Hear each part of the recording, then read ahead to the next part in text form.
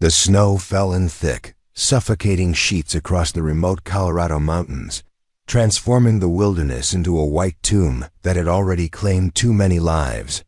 But on this particular February morning, as rescue teams abandoned their search efforts and declared the missing children lost forever, a woman who had traveled 2,000 miles to marry a stranger was about to discover something that would change everything she thought she knew about family, survival, and the true meaning of home. Before we jump back in, tell us where you're tuning in from, and if this story touches you, make sure you're subscribed, because tomorrow I've saved something extra special for you.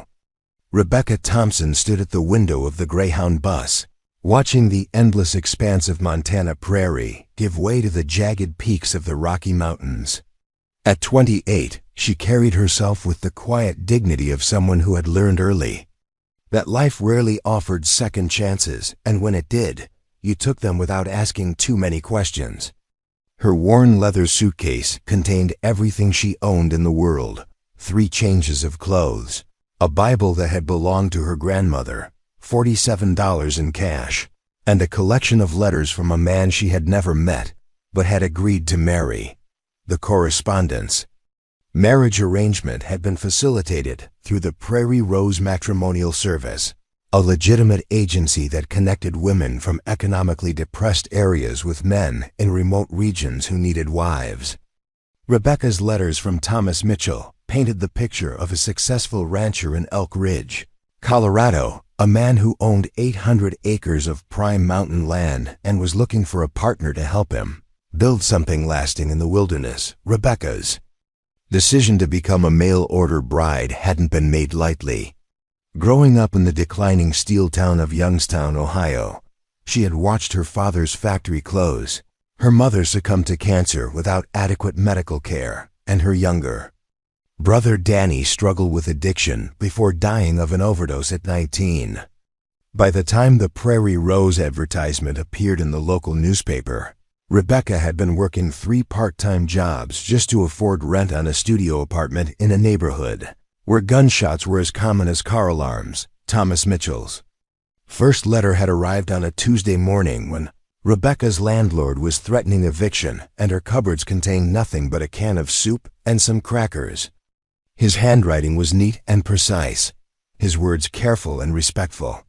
He described his ranch as a place where hard work was rewarded and where the right woman could find security, purpose, and eventually love. The photographs he included showed a modest but well-maintained log house surrounded by snow-capped peaks, with outbuildings that suggested a thriving agricultural operation. Over the course of 6 months, their correspondence had developed into something that felt almost like courtship. Thomas wrote about his daily routines caring for cattle and horses, about the challenges of mountain weather and the satisfaction of self-sufficient living. Rebecca shared her dreams of having a garden, of learning to preserve food, of raising children in a place where they could run freely without fear.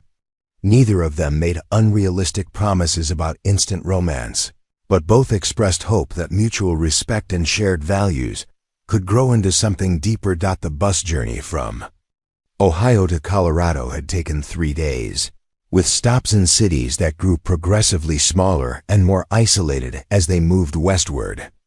Rebecca had used the travel time to study Thomas's letters one final time, memorizing details about his life and trying to imagine herself as part of his world. She knew he was 34 years old, that he had inherited the ranch from his grandfather, and that he had never been married because the isolation of mountain life made meeting women difficult. What Thomas's letters hadn't mentioned, and what Rebecca was about to discover, was that his ranch sat in the shadow of Mount Torrey's, a peak notorious for sudden weather changes that could trap travelers in deadly avalanche conditions. The local newspaper that Rebecca found abandoned on a bus station bench contained a front page story about 9 children from a church youth group who had been missing for 6 days after their charter van was caught in an unexpected blizzard. During a ski trip to nearby Breckenridge, the search and rescue operation had involved teams from 3 counties, helicopter crews from the National Guard, and volunteer groups that included some of the most experienced mountain climbers in Colorado. Despite their efforts, no trace of the missing van or its young passengers had been found.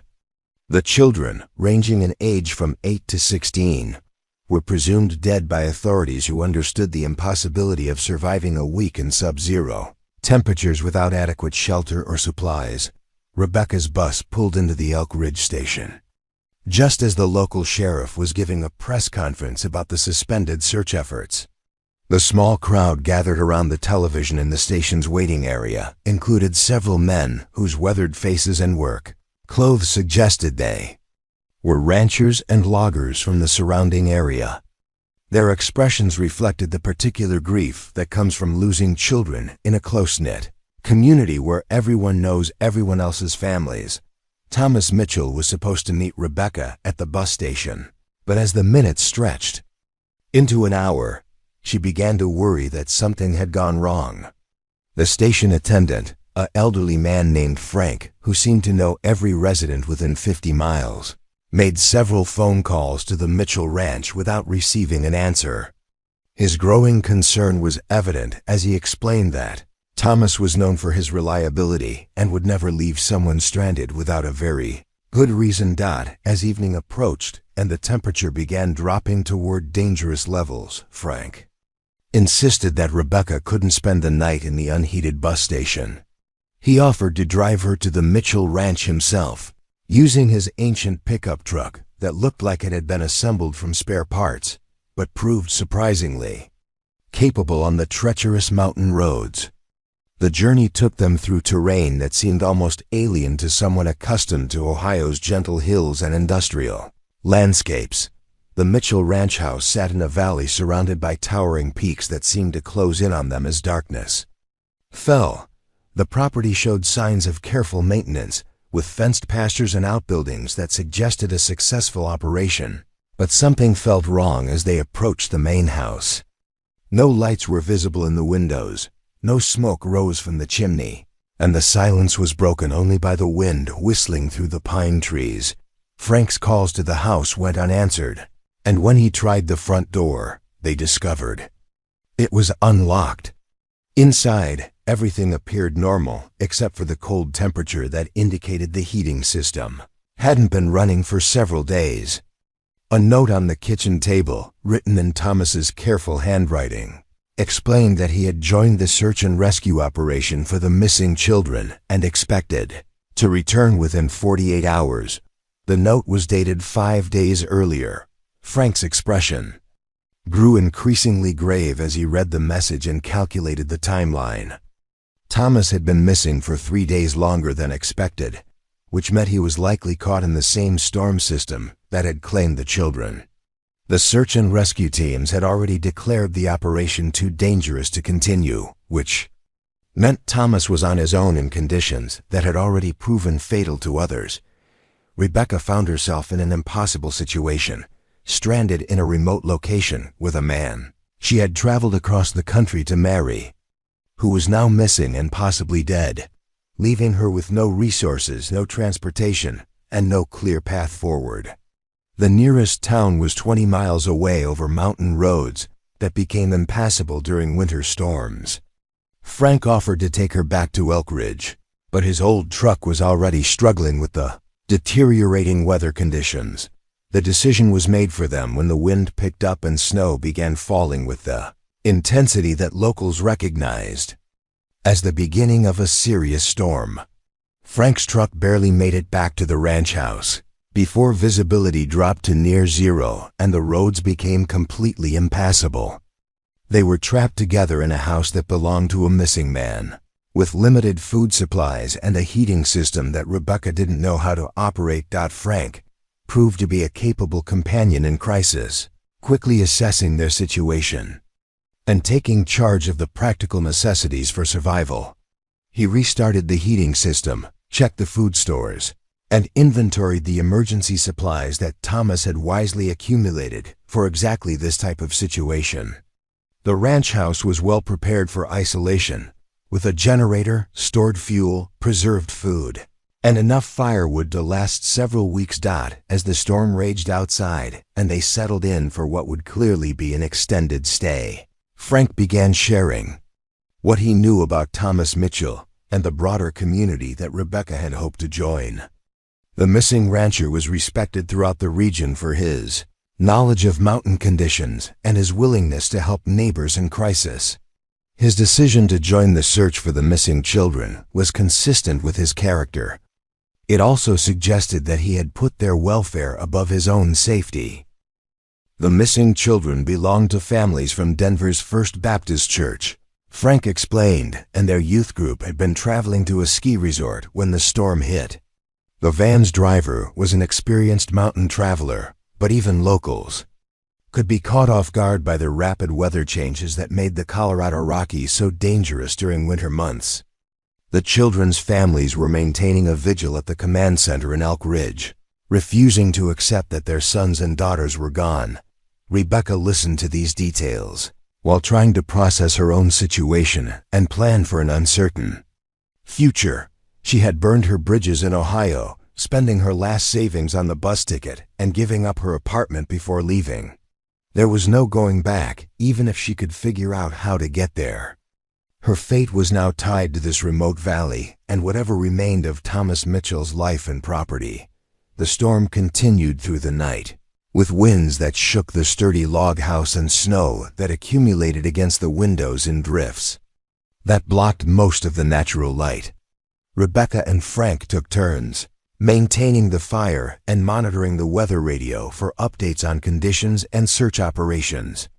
The official word remained the same: all search efforts had been suspended indefinitely due to dangerous conditions. Morning brought no improvement in the weather, but it did bring a discovery that would change everything. While searching Thomas's desk for information about local emergency contacts, Rebecca found detailed topographical maps of the surrounding area marked with notes about avalanche patterns, animal trails, and remote cabins that could provide emergency shelter. One location, circled in red ink and labeled Emergency Cache, check regularly, was located approximately 3 miles northeast of the ranch house in an area that seemed particularly isolated. Frank studied the map with the expertise of someone who had lived in the mountains for 70 years, noting the terrain features and calculating the difficulty of reaching the marked location. The cabin was situated in a valley that would provide some protection from wind, but was also prone to avalanche activity from the surrounding slopes. It was exactly the kind of place where experienced mountain travelers might seek shelter during an unexpected storm.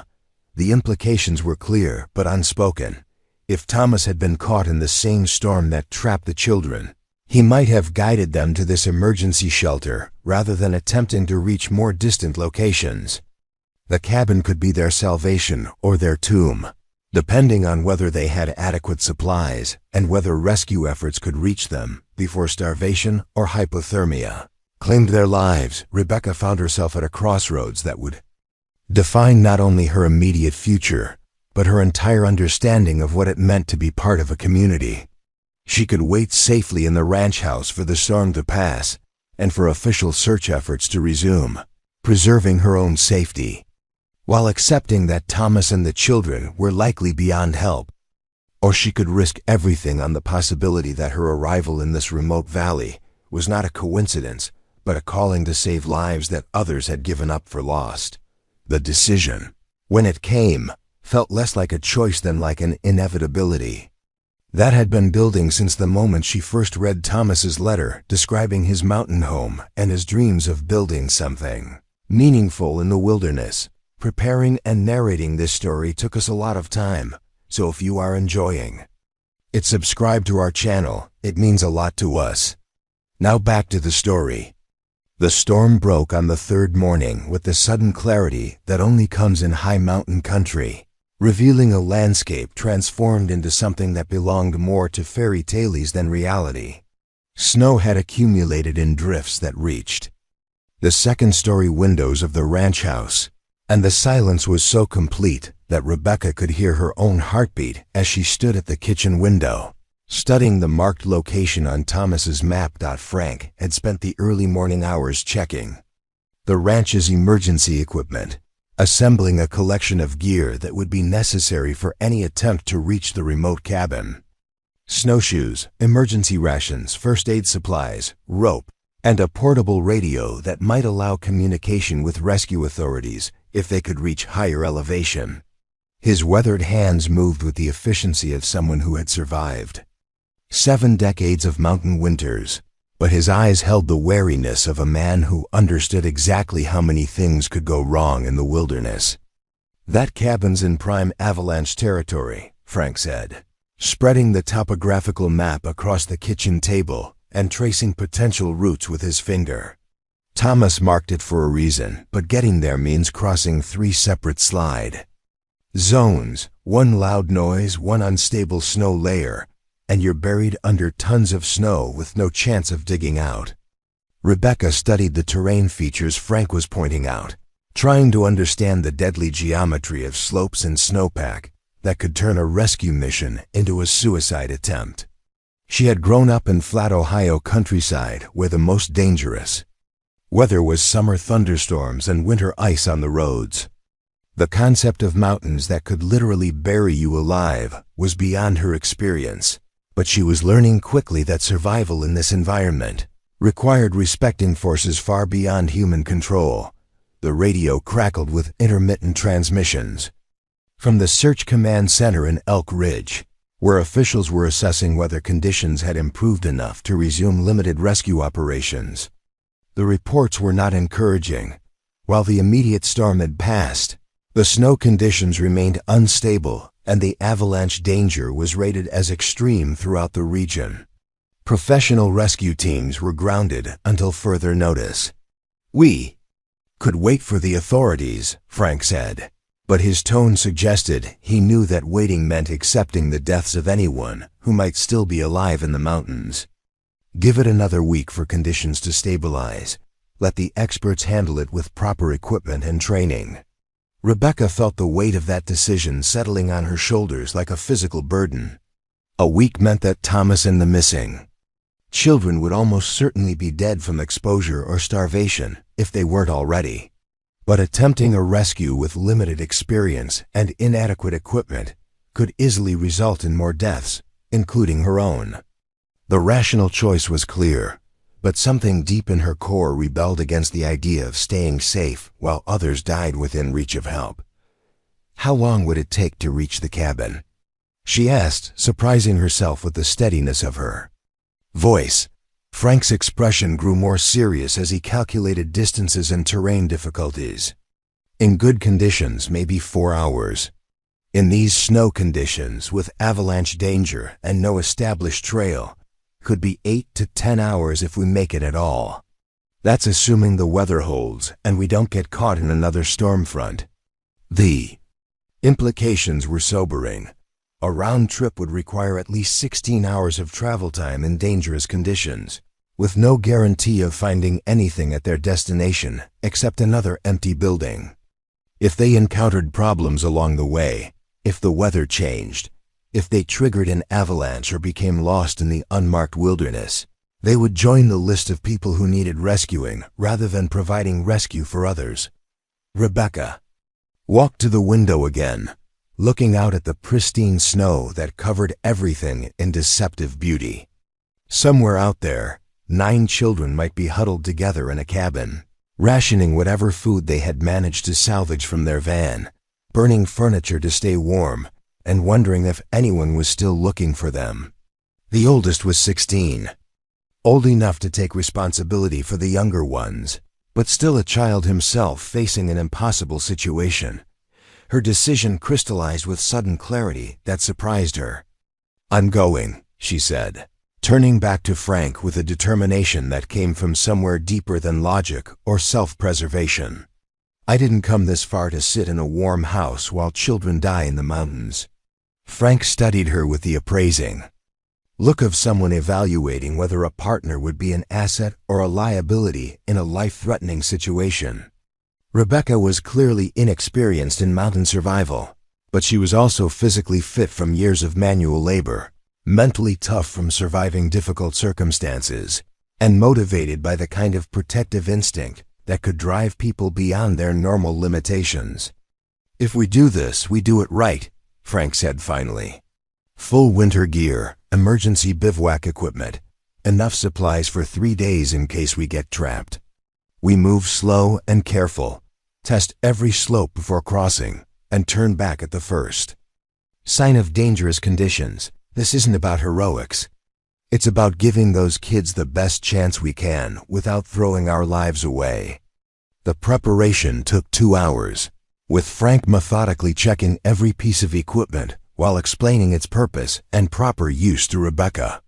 The snowshoes were essential for traveling over deep snow without sinking, but they also required a modified walking technique that could be exhausting for inexperienced users. The avalanche beacons would help rescue teams locate their bodies if they were buried, but provided no protection against the crushing force of moving snow.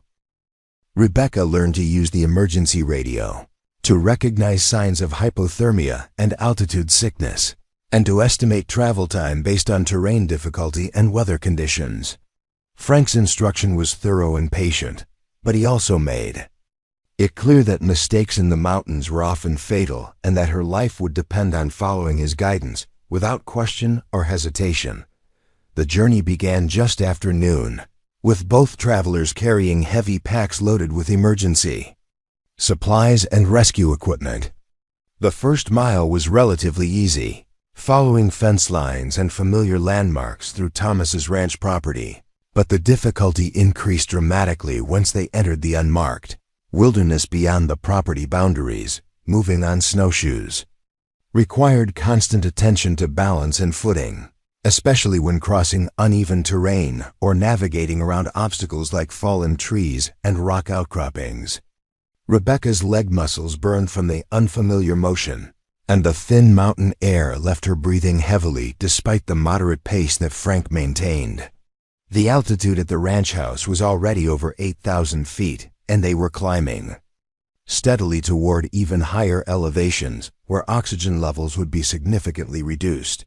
Frank stopped frequently to assess avalanche conditions, examining snow layers and slope angles with the expertise of someone who had learned to read the mountain's moods through decades of experience. He pointed out subtle signs that Rebecca would have missed: the way wind patterns had loaded snow on certain slopes, the hollow sound that indicated unstable layers beneath the surface, the telltale cracks that appeared when weight was applied to questionable areas. "Mountains will kill you if you're not paying attention," Frank explained during one of their rest stops. "But they'll also warn you first if you know how to listen. The snow talks to you, tells you what it's planning to do.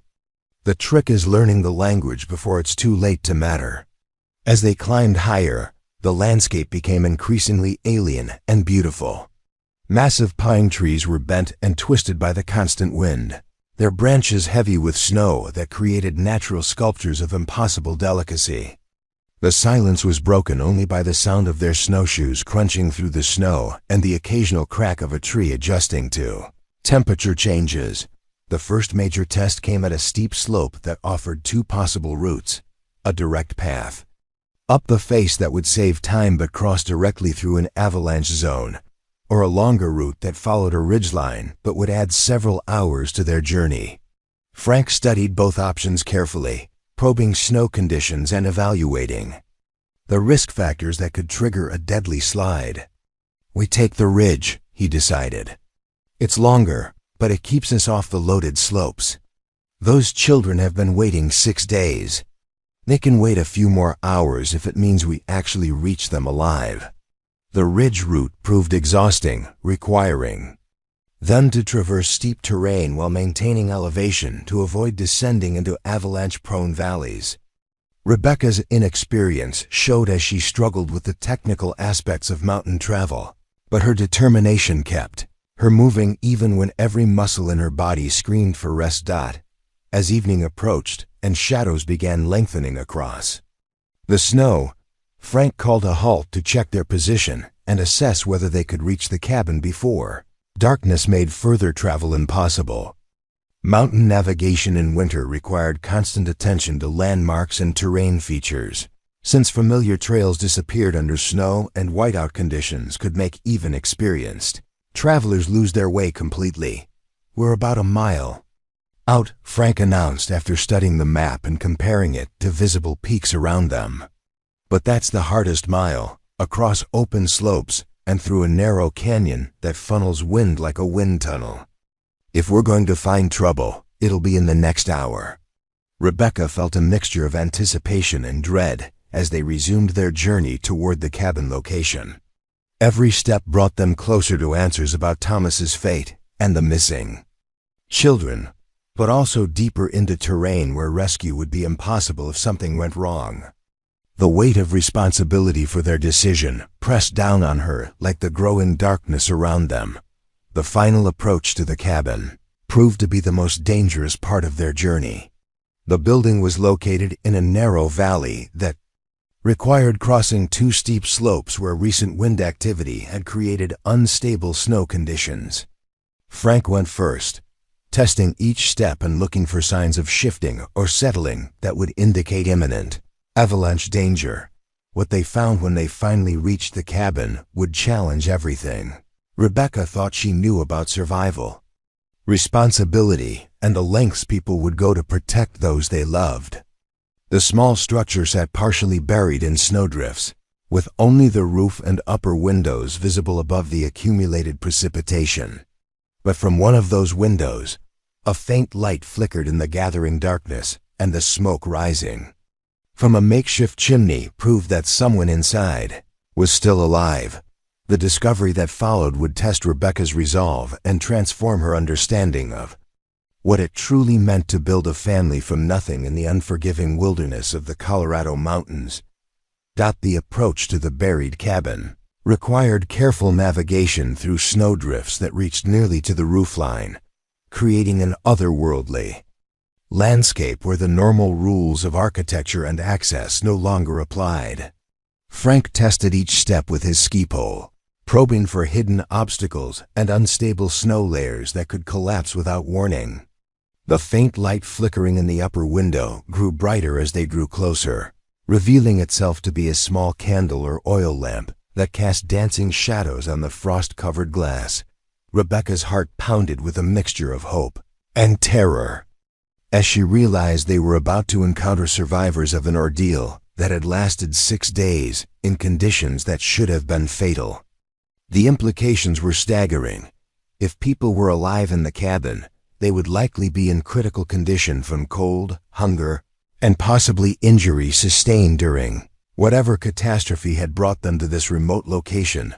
Frank reached the partially buried door first, brushing away accumulated snow to reveal a heavy wooden barrier that had been reinforced from the inside with what appeared to be furniture and other materials.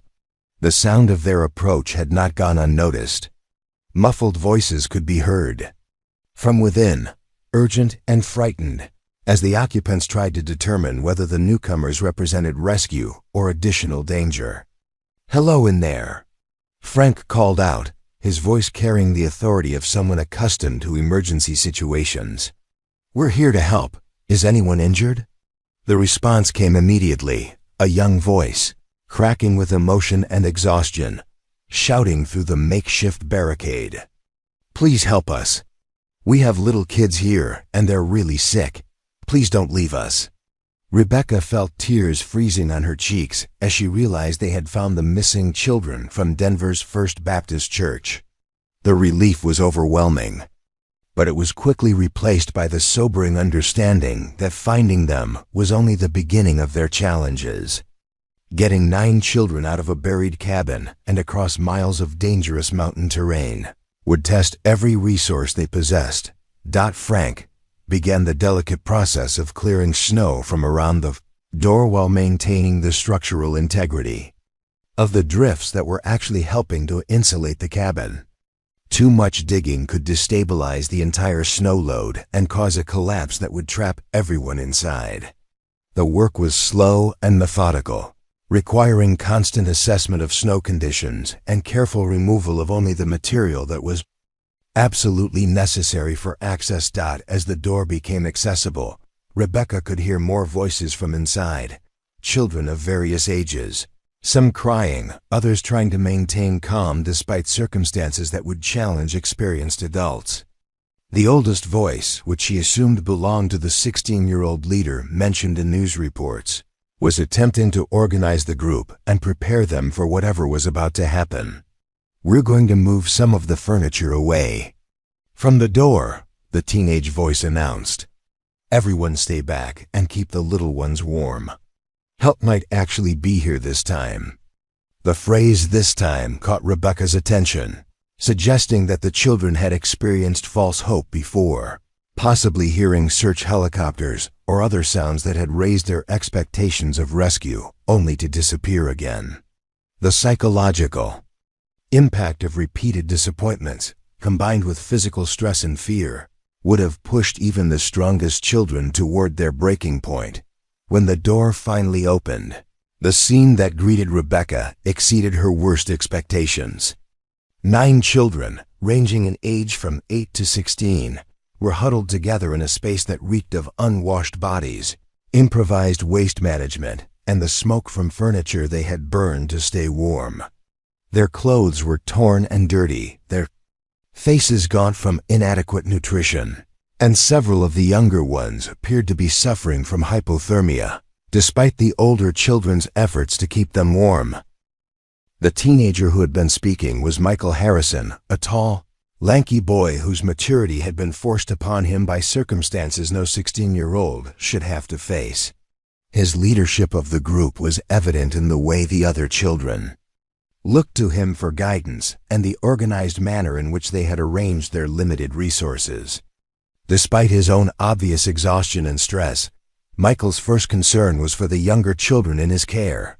"Sarah and Tommy are the worst," Michael said, gesturing toward 2 children who lay motionless under a collection of coats and blankets. "They stopped shivering yesterday, and we can't get them to wake up all the way. Jessica hurt her leg when we were getting out of the van, and Marcus has been coughing up blood since the 2nd day." Rebecca knelt beside the unconscious children, her limited first aid training allowing her to recognize the advanced stages of hypothermia that could prove fatal without immediate medical intervention. Their skin was pale and waxy, their breathing shallow and irregular, and their core body temperatures had dropped to dangerously low levels. Frank immediately began unpacking emergency heating supplies while Rebecca assessed the extent of injuries and illnesses among the group. The story that emerged from Michael and the other children painted a picture of resourcefulness and courage that was remarkable considering their ages and circumstances.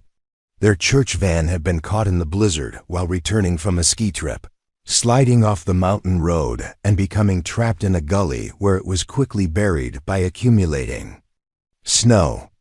The driver, Mr. Peterson, had been killed in the initial crash, leaving the children to fend for themselves in an impossible situation. Michael had remembered stories about emergency shelters in the mountains and had led the group through chest-deep snow to reach the cabin, carrying the injured children and salvaging whatever supplies they could from the wrecked van. His knowledge came from Boy Scout training and adventure books, hardly adequate preparation for a real survival situation, but it had kept them alive long enough for rescue to arrive. The cabin itself was a basic emergency shelter maintained by the Forest Service, stocked with minimal supplies that the children had stretched far beyond their intended duration.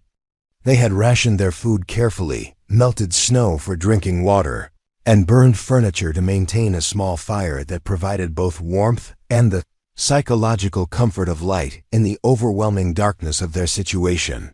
"We kept thinking someone would find us," explained Jennifer Walsh, a 14-year-old who had helped Michael organize the younger children. "We could hear helicopters sometimes, but they never came close enough. After the 4th day, some of the kids stopped believing anyone was looking for us." The children's physical condition varied significantly based on their ages and how well they had tolerated the extreme conditions. The older children, like Michael and Jennifer, showed signs of exhaustion and malnutrition, but remained functional and alert. The middle group, ranging from 10 to 13, were weakened but responsive to stimulus and able to communicate effectively about their needs and experiences. It was the youngest children who presented the most critical medical challenges. 8-year-old Sarah Mitchell and 9-year-old Tommy Rodriguez had both progressed to advanced hypothermia and showed signs of dehydration and possible pneumonia. 10-year-old Jessica Chun was unable to walk due to what appeared to be a fractured leg that had been splinted with makeshift materials but required professional medical treatment. Frank's emergency medical training, gained through decades of ranch work and mountain rescue volunteering, allowed him to begin addressing the most immediate threats to the children's survival. He initiated rewarming procedures for the hypothermic children, using body heat, warm liquids, and insulation techniques that could gradually raise their core temperatures without causing dangerous cardiac complications. Rebecca found herself serving as both assistant medic and psychological counselor as the children gradually began to trust that rescue was real and not another cruel false hope. Her natural maternal instincts, never before tested in such extreme circumstances, emerged with surprising strength as she comforted frightened children while helping Frank provide medical care. The practical challenges of evacuation became apparent as Frank assessed the children's conditions and the available transportation options. Several children were too weak to walk the 3 miles back to the ranch house, especially through deep snow and difficult terrain. The weather remained unstable, with new storm systems visible on the horizon that could trap the entire group in the cabin if they delayed too long. "We can't move them all at once," Frank concluded after examining each child and considering the available resources. "The little ones won't survive the trip in their current condition, and we don't have enough emergency equipment to keep everyone warm if we get caught in another storm." The decision they faced was agonizing: attempt to evacuate all 9 children immediately and risk losing some of them to exposure during the journey, or leave some behind while making multiple trips. That would extend their time in the mountains and increase the chances of being trapped by weather. Either choice carried substantial risks, but the deteriorating condition of the youngest children made delay increasingly dangerous. Rebecca studied the faces of the children who had survived 6 days of hell through courage, cooperation, and sheer determination. They had placed their trust in her and Frank, believing that adults would somehow solve problems that seemed impossible to adult eyes. The weight of their faith was both inspiring and terrifying as she realized that the decisions made in the next few hours would determine whether their rescue story ended in triumph or tragedy. Michael Harrison, the teenage leader who had kept them alive through the longest week of their young lives, looked directly at Rebecca with eyes that had aged years in less than a week. "Whatever you decide, we trust you," he said simply. "You came for us when everyone else gave up. That's all that matters." The evacuation plan that followed would test every skill, resource, and ounce of determination that Rebecca and Frank possessed, while the children they had discovered would prove that survival was only the beginning of their journey back to the world they had left behind. The evacuation strategy that Frank and Rebecca developed required splitting the group into 2 phases, based on the children's medical conditions and ability to travel.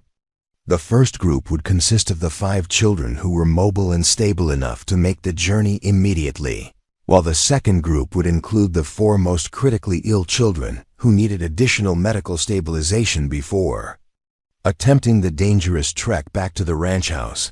Rebecca volunteered to lead the first group while Frank remained behind to continue treating the hypothermic children and prepare them for evacuation. The decision meant separating their limited resources and expertise, leaving each of them responsible for life and death decisions without the other's support. It was a calculated risk based on the understanding that delay posed a greater threat than the dangers of splitting up. Michael Harrison would accompany Rebecca's group, serving as both a mobile patient who needed medical attention for his own exhaustion and malnutrition, and as a leader who could help manage the younger children. During the difficult journey, his knowledge of the other children's personalities, fears, and capabilities would be invaluable in keeping the group together and motivated during the grueling trek through mountain wilderness. The first evacuation group consisted of Michael, Jennifer Walsh, 14-year-old David Chun, Jessica's brother, 12-year-old Amanda Rodriguez, Tommy's sister, and 11-year-old Kevin Mitchell, Sarah's brother. Each child carried emotional burdens beyond their physical challenges. David was consumed with guilt about leaving his injured sister behind. Amanda was terrified that her unconscious brother might die while she was gone, and Kevin struggled with the fear that he would never see Sarah alive again. Rebecca's preparation for leading the group revealed how much she had learned about mountain survival in just a few hours of intensive education from Frank. She carefully distributed emergency supplies among the children who were capable of carrying them, ensuring that each person had access to food, water, and warming materials without being overburdened by weight that would slow their progress or exhaust them dangerously. The psychological preparation proved as important as the physical logistics. Rebecca gathered the 5 children together and explained the journey ahead in terms that acknowledged the real dangers while maintaining their confidence in a successful outcome. Her approach balanced honesty about the challenges they would face with reassurance that they had already survived the worst part of their ordeal. "We're going to take this slow and steady," Rebecca told them, kneeling so she could make eye contact with each child. "The mountains are dangerous, but they're also beautiful, and we're going to see some amazing things on our way home. Most importantly, we're going to do this together and nobody gets left behind." The departure from the cabin was emotionally wrenching for all involved. The children leaving had to say goodbye to friends who might not survive until the rescue team could return, while those staying behind faced additional hours of uncertainty and fear. Frank worked to reassure both groups that separation was temporary and necessary, but his own expression reflected the weight of responsibility he felt for the children remaining in his care. Rebecca's group began their journey in the late afternoon, with approximately 4 hours of daylight remaining for travel. The route back to the ranch house would be longer and more difficult than the morning's approach, since they now needed to account for the slower pace of exhausted children and the additional safety precautions required when traveling with a group rather than 2 experienced adults. The initial mile proved to be a revealing test of each child's capabilities and limitations. Michael, despite his leadership qualities and determination, showed signs of severe exhaustion that required frequent rest stops and assistance with navigation. Jennifer demonstrated remarkable resilience and maturity, helping the younger children with their snowshoes and providing emotional support when fear or fatigue threatened to overwhelm them. David Chun emerged as the group's most challenging member, not due to physical limitations, but because of his emotional state regarding his sister Jessica's condition. His guilt about leaving her behind manifested as reckless behavior and attempts to return to the cabin, requiring constant supervision and reassurance from Rebecca and the older children. Amanda Rodriguez proved to be surprisingly capable despite her small size and obvious exhaustion. Her concern for her unconscious brother Tommy motivated her to push beyond her normal limits, and her positive attitude helped maintain group morale during the most difficult parts of the journey. Kevin Mitchell, the youngest member of the evacuation group, required the most assistance with technical aspects of mountain travel, but showed remarkable courage for an 11-year-old facing circumstances that would challenge most adults. First major crisis occurred when the group reached the steep slope that Frank had identified as the most dangerous avalanche zone during their morning approach. The snow conditions had changed throughout the day as temperatures fluctuated and wind patterns shifted, creating new instabilities that required careful assessment before attempting to cross. Rebecca found herself drawing on knowledge she had gained only hours earlier. testing snow layers and evaluating slope angles with techniques that Frank had demonstrated during their ascent. The responsibility for making decisions that could trigger an avalanche and kill all 5 children was overwhelming, but the alternative of turning back or finding a different route would mean spending the night in the mountains without adequate shelter or supplies. The crossing required the children to move in single file, maintaining significant spacing between individuals to minimize the load on any particular section of snow. Rebecca went first, testing each step and marking a safe route for the children to follow, while Michael brought up the rear to ensure that no one fell behind or became separated from the group. Halfway across the slope, David Chun's emotional state finally overwhelmed his judgment. Overcome by guilt and fear about his sister's condition, he attempted to break away from the group and return to the cabin, convinced that Jessica needed him more than his own safety mattered. His sudden movement off the established route triggered a small avalanche that sent a wall of snow cascading down the mountainside. The avalanche was relatively minor by mountain standards, but it was large enough to knock David off his feet and bury him under several feet of moving snow. Rebecca's response was immediate and professional. Using avalanche rescue techniques that Frank had taught her to locate David's position and begin digging him out before hypothermia or suffocation could claim his life, the rescue effort required. All 5 remaining group members, working together with their emergency shovels and probes to locate David and extract him from the snow burial. The process took 20 minutes of frantic digging, during which Rebecca had to maintain calm and organization, while privately fearing that they were already too late to save the boy's life. When they finally uncovered David, he was unconscious and blue from lack of oxygen, requiring immediate resuscitation efforts that tested Rebecca's limited medical training. The CPR techniques she had learned years earlier in a basic first aid class proved adequate to restart his breathing, but the incident had consumed precious daylight and emotional energy that the group could not afford to lose. The near-death experience transformed David from a liability into one of the group's most motivated members. His brush with avalanche burial gave him a visceral understanding of the dangers they faced and eliminated his reckless impulses to return to the cabin. More importantly, it demonstrated to all the children that their survival depended on following Rebecca's instructions without question or deviation. The remainder of the journey tested the group's endurance and determination as darkness fell and temperatures dropped toward dangerous levels. Rebecca had to make continuous decisions about rest stops, route selection, and pace management while monitoring each child for signs of hypothermia, exhaustion, or injury that could threaten their survival. Jennifer Walsh proved to be Rebecca's most valuable assistant, helping to manage the younger children's needs and providing emotional support when fear or despair threatened to overwhelm the group. Her maturity and leadership skills complemented Rebecca's authority, creating a stable command structure that gave the children confidence in their eventual rescue. The final mile to the ranch house became a race against time as the children's energy reserves approached complete depletion and weather conditions deteriorated with the setting sun.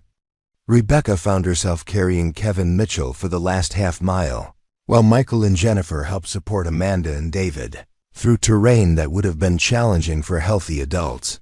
When the lights of the ranch house finally appeared through the darkness, the emotional relief was overwhelming for all involved. The children had survived not only 6 days in an emergency shelter, but also a dangerous mountain rescue that had tested their courage and determination beyond anything they had previously experienced. Frank's radio transmission confirming their safe arrival reached the Search Command Center in Elk Ridge, just as official rescue operations were being organized to resume the following morning. The news that 5 of the missing children had been found alive electrified the rescue community and gave new hope to the families who had maintained vigil throughout the week-long ordeal. But Rebecca's mission was only half complete. 4 children remained in the buried cabin with Frank, including the 2 who were fighting for their lives against advanced hypothermia. The second evacuation would require different strategies and greater risks, as the most critically ill children would need to be transported rather than walking under their own power. The race against time had entered its most critical phase, with weather forecasts predicting another major storm system that could trap the remaining rescue team and children for days or weeks in conditions that the injured could not survive. The ranch house buzzed with activity as Rebecca transformed the living room into a makeshift medical facility for the 5 rescued children. Her inexperience with pediatric care was offset by maternal instincts that seemed to emerge fully formed under crisis conditions, guiding her through the complex process of treating exhaustion, dehydration, and mild hypothermia while maintaining the emotional stability that the traumatized children desperately needed. Michael Harrison's condition proved more serious than initially apparent. The 16-year-old's week of leadership responsibility, combined with inadequate nutrition and extreme stress, had pushed his young body beyond its limits. Rebecca discovered that he had been giving most of his food rations to the younger children, while concealing his own deteriorating condition to maintain morale and authority within the group. "I couldn't let them see me weak," Michael admitted as Rebecca helped him out of his frozen clothing. "They needed someone to believe we were going to make it. If I had broken down, they all would have given up." His sacrifice epitomized the extraordinary courage that had kept all 9 children alive through an ordeal that claimed adult lives in similar circumstances. Rebecca felt a deep respect for the young man who had shouldered responsibilities far beyond his years while maintaining the hope and determination that proved essential for group survival. The radio communication with Frank at the cabin painted an increasingly urgent picture of the remaining children's conditions. Sarah Mitchell and Tommy Rodriguez had not regained consciousness, and their core body temperatures continued to drop despite Frank's aggressive rewarming efforts. Jessica Chen's leg injury showed signs of infection that could become life-threatening without proper medical treatment, while 8-year-old Marcus Williams was developing pneumonia symptoms that made every breath a struggle. Weather reports from the National Weather Service confirmed Rebecca's worst fears about the window of opportunity for the second rescue mission. A massive storm system was moving across the Rocky Mountains, bringing winds exceeding 60 miles per hour and snowfall rates that could dump 3 feet of new accumulation in less than 12 hours. The system was expected to reach their area by dawn, effectively ending any possibility of evacuation for at least a week. "We have maybe 6 hours before conditions become impossible," Rebecca told the rescued children as she prepared for the return journey. "I need to go back for your friends, but I need you to be strong and take care of each other while I'm gone." The decision to make the second rescue attempt alone was controversial but necessary. Frank's medical expertise was essential for keeping the critically ill children alive at the cabin, and the rescued children at the ranch house needed supervision and continued care. Rebecca would have to handle the technical aspects of evacuation, while Frank managed the medical emergencies, leaving both of them without backup in life-threatening situations. Jennifer Walsh volunteered to accompany Rebecca on the return journey, arguing that her knowledge of the remaining children's conditions and personalities would be valuable during the evacuation. Her courage was admirable, but Rebecca gently refused, recognizing that the 14-year-old had already endured more trauma than most adults experience in a lifetime. "Your job now is to help Michael take care of the others," Rebecca explained. "They're going to need strong leaders here while the adults are gone. That's just as important as anything I'm doing in the mountains." The preparation for the second rescue required different equipment and strategies than the first evacuation. Rebecca assembled a makeshift sledge using materials from Thomas's workshop, creating a transport system that would allow her to move unconscious children across snow-covered terrain. The device was crude but functional, designed for durability rather than comfort in conditions where mechanical failure could mean death for everyone involved. Emergency medical supplies took priority. over personal comfort items as Rebecca packed for what would likely be the most dangerous night of her life. Oxygen supplies for treating altitude sickness, 4 fluids for severe dehydration, warming blankets designed for hypothermia treatment, and pain medications that could keep injured children conscious and cooperative during the evacuation process.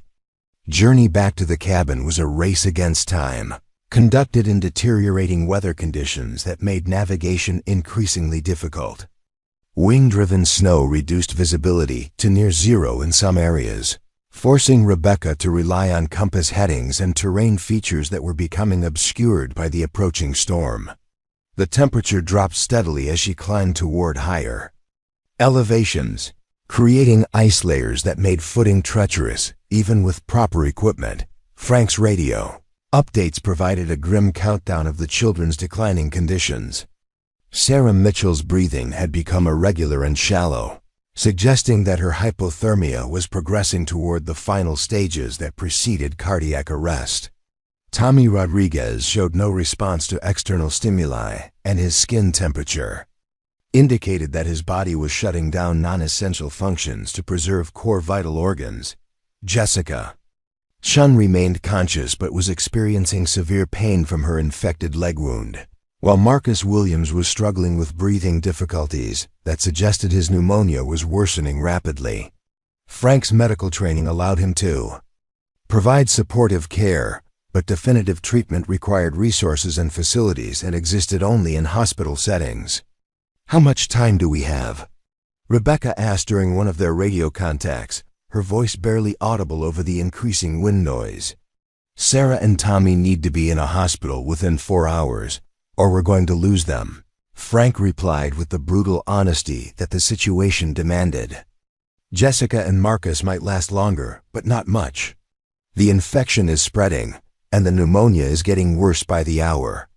The final approach to the cabin required Rebecca to navigate through snowdrifts that had grown significantly since her departure, evidence of the storm's advancing edge, and a preview of conditions that would soon make travel impossible. The structure was almost completely buried now, with only the chimney and a small section of roof visible above the accumulated snow. Frank met her at the entrance with a medical briefing that confirmed her worst fears about the children's conditions. The unconscious children showed minimal vital signs, their bodies conserving energy for basic survival functions, while their core temperatures hovered dangerously close to levels that would trigger irreversible cardiac complications. "We have to move them now," Frank announced, his usual calm demeanor strained by hours of watching children fight for their lives. "Any delay means we're just going to be transporting bodies instead of patients." The evacuation of unconscious children presented technical challenges that tested every skill Rebecca had learned during her brief mountain education. Each child had to be secured to the makeshift sledge in a way that protected their injuries, while allowing for medical monitoring during transport. The process required constant attention to airway management, body temperature regulation, and vital sign assessment while maintaining forward progress through increasingly dangerous terrain. Marcus Williams, despite his pneumonia symptoms, remained conscious and able to assist with his own evacuation. His courage impressed both adults as he struggled to breathe while helping them secure the other children and organize the limited supplies they could carry during the emergency exodus from the cabin. Jessica Chun's condition had deteriorated significantly during Rebecca's absence, but her determination to reunite with her brother David gave her strength that exceeded her physical capabilities. Frank's emergency splinting had stabilized her leg fracture, but the infection required immediate antibiotic treatment that was not available in their wilderness setting. The sledge transport system worked better than expected for the first mile of evacuation, allowing them to maintain reasonable progress while providing a stable platform for medical care during the journey. Frank walked alongside the unconscious children, monitoring their conditions and making adjustments to their positioning and insulation as needed. Rebecca served as the primary navigator and power source for the sledge, using techniques learned From Frank's instruction to read terrain features and avoid dangerous slopes or unstable snow conditions. The weight of 4 children plus medical equipment made progress exhausting, but the alternative of making multiple trips was eliminated by the deteriorating weather conditions.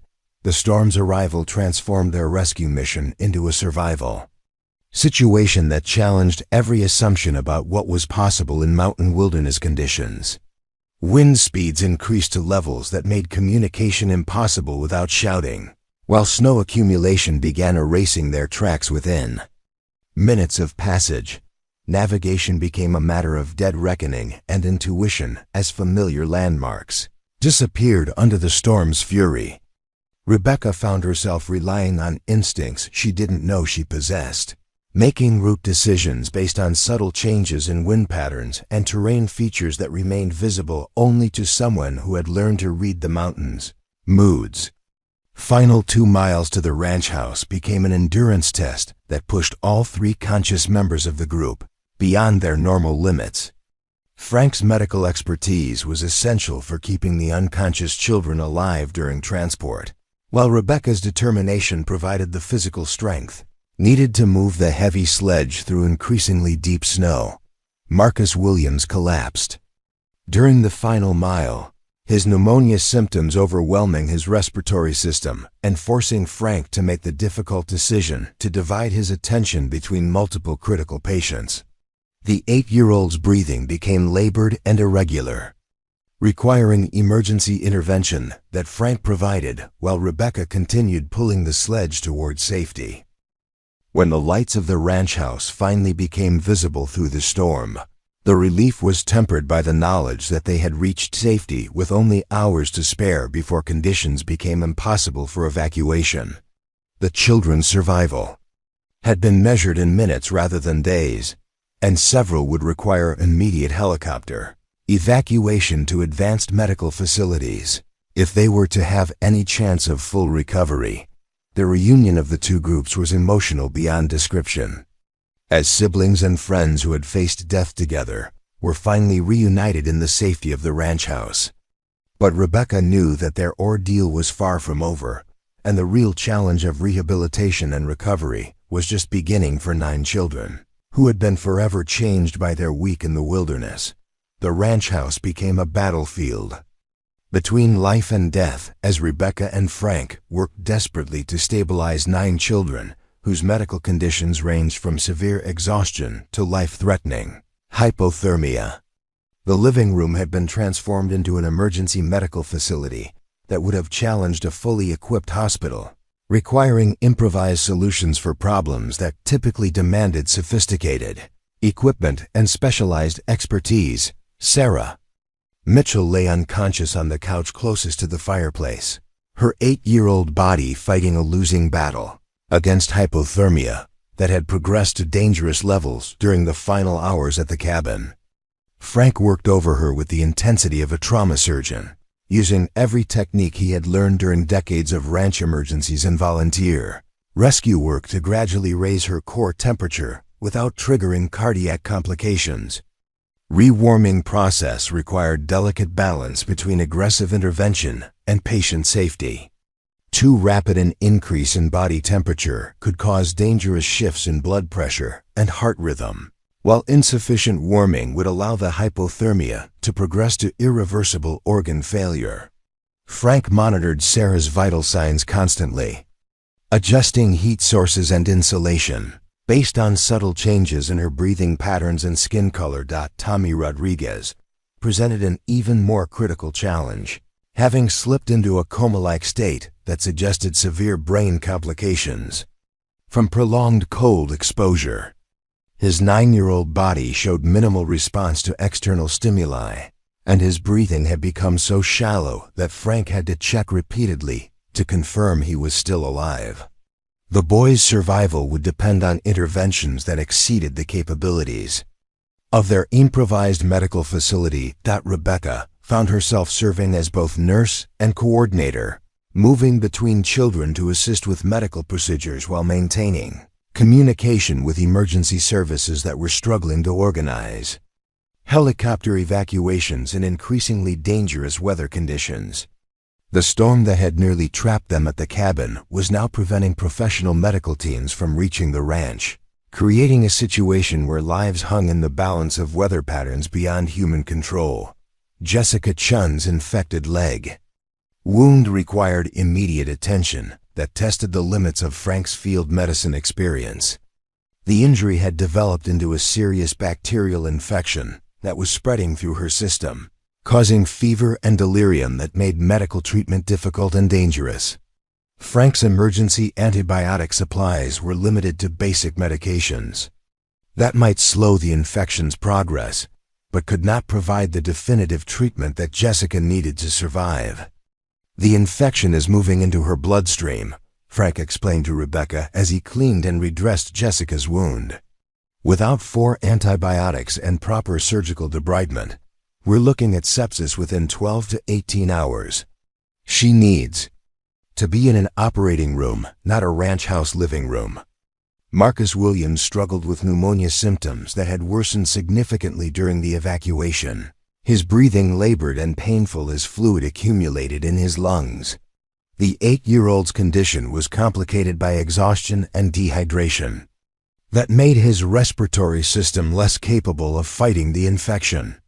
Frank's treatment options were limited to supportive care that could ease Marcus's suffering but not address the underlying medical emergency. The 5 children from the first evacuation group required less intensive medical intervention but still needed careful monitoring for complications that could emerge hours or days after their rescue. Michael Harrison's exhaustion was more severe than initially apparent, his body having depleted essential nutrients and electrolytes during his week of leadership responsibility and self-sacrifice. Jennifer Walsh showed signs of delayed shock reaction, her remarkable composure during the crisis beginning to crack as the reality of their survival settled into her consciousness. The 14-year-old's emotional state was fragile, requiring gentle psychological support, while her body recovered from the physical stresses of prolonged cold exposure and inadequate nutrition. David Chun's guilt about his sister Jessica's condition manifested as hypervigilance and anxiety that made rest impossible despite his obvious exhaustion. He remained constantly at Jessica's side, holding her hand and talking to her during periods when fever made her delirious and frightened. His emotional attachment was touching, but also complicated medical treatment efforts that required space and calm around the patient. Amanda Rodriguez and Kevin Mitchell, the youngest members of the first evacuation group, displayed the resilience that children often demonstrate in crisis situations, bouncing back from their ordeal with remarkable speed while still requiring careful monitoring for delayed reactions. Their energy and optimism provided emotional support for the older children who were struggling with more complex psychological responses to trauma. The emergency radio communications with Elk Ridge revealed the full scope of the logistical challenges facing professional rescue teams. The storm had grounded all helicopter operations and made road access to the ranch impossible for conventional emergency vehicles. Specialized snow rescue teams were being assembled, but their arrival would be delayed by several hours while equipment was gathered and transportation arranged. "We're doing everything we can to reach you," the emergency coordinator reported during one of their radio contacts. "But we need the wind to drop below 30 miles per hour before we can get helicopters in the air, and the road crews are working around the clock to clear access routes. Can you maintain the patient's conditions for another 6 to 8 hours?" Frank's response was carefully worded to avoid creating panic among the children who were listening to the radio communications. "We'll do our best with what we have," he replied. "But we have 2 children who need advanced life support as soon as possible. Every hour of delay increases the risk of permanent complications or worse."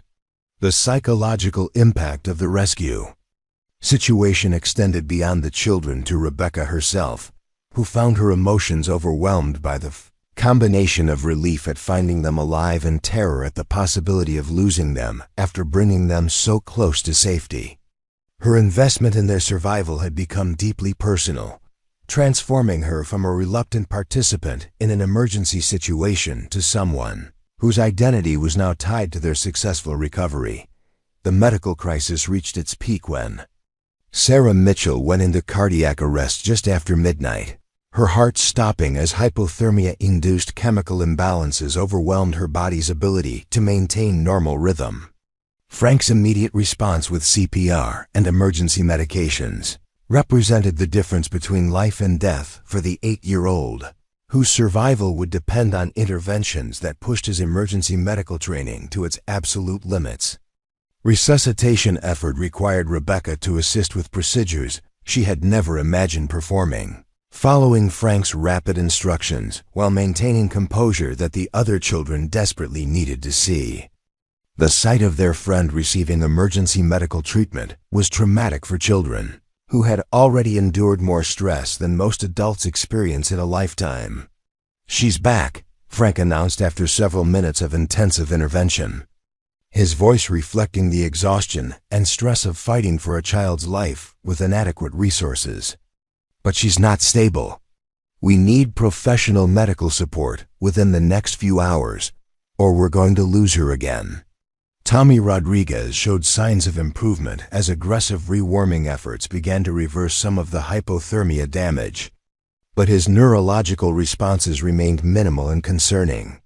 Frank's assessment suggested possible brain injury from prolonged oxygen deprivation, complications that could result in permanent disability even if the boy survived his immediate medical crisis. The improvement in weather conditions just before dawn brought the distant sound of helicopter rotors that represented salvation for children who had balanced on the edge of death throughout the longest night of their young lives. The first medical helicopter carried a flight physician and paramedic team, equipped with advanced life support capabilities that far exceeded anything available at the ranch house. Dr. Patricia Valdez, the flight physician, immediately took command of the medical situation with the efficiency of someone accustomed to treating critical patients in challenging environments.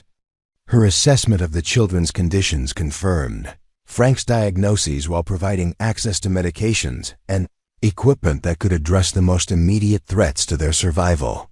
"You did outstanding work with these kids," Dr. Valdez told Frank and Rebecca as her team prepared the most critical patients for helicopter evacuation. "Without your interventions, we'd be looking at multiple fatalities instead of children with good chances for full recovery." The helicopter evacuations were conducted in priority order based on medical necessity, with Sarah Mitchell and Tommy Rodriguez receiving first priority due to their life-threatening conditions. Jessica Chun and Marcus Williams followed on the second flight, their infections and respiratory complications requiring hospital treatment that could not be delayed.